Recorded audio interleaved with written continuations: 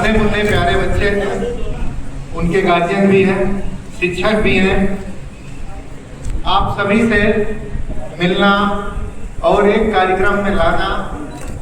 देखिए, दुनिया में आगे बढ़ने के लिए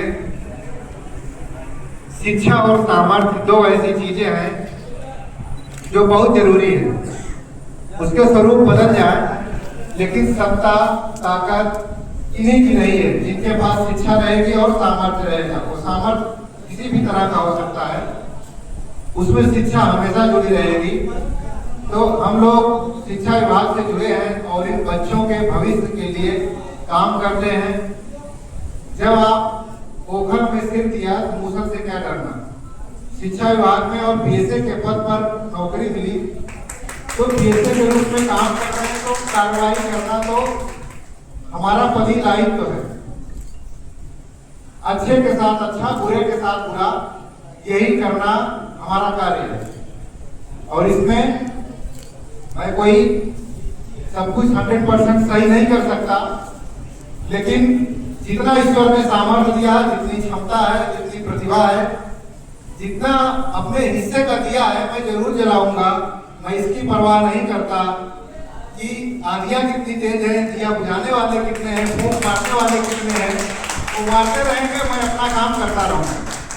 ये आपके जनपद में कौशाम्बी में आकर ये मेरे व्यक्तित्व की ये तस्वीर नहीं है, ये बचपन से मेरी शैली रही है और इसी तरह मैं आगे बढ़ता रहा हूँ। ये सब चीजें बहुत मायने नहीं रखती जिसको आगे बढ़ना है। आदरणीय सीडीओ सर हैं जो पीसीएस की परीक्षा निकाल कर आता है, वो विभिन्न प्रकार के झंझावात अपने आप बहुत कुछ देख कर आता है, इसलिए इन सब चीजों का कोई फर्क नहीं पड़ता है। कौन नाराज है कौन खुश है, बस इतना रहे कि हम अंतरात्मा में अपने आप से खुश रहें और इन नन्हे मुन्ने बच्चों की तस्वीर बदलती रहे। यही मेरी अपने आप से खुश से प्रतिज्ञा होती है। मैं इसके पहले लगभग 7.5 साल गवर्नमेंट डिग्री कॉलेज में असिस्टेंट प्रोफेसर और उसके पहले भी शिक्षा जगत की बड़ी बड़ी संगोष्ठियों से जुड़ा रहा हूँ। दिल्ली गवर्नमेंट में भी रहा हूँ। इसलिए आपसे कहना चाहूंगा कि शिक्षा के क्षेत्र में या जीवन के क्षेत्र में नवीनता की अजेयता एक सिद्धांत होता है, वो सदैव बना है और बना रहेगा। आप अगर कुछ नया नहीं करेंगे, कुछ करेंगे नहीं, तो आप कभी विजयी नहीं हो सकते।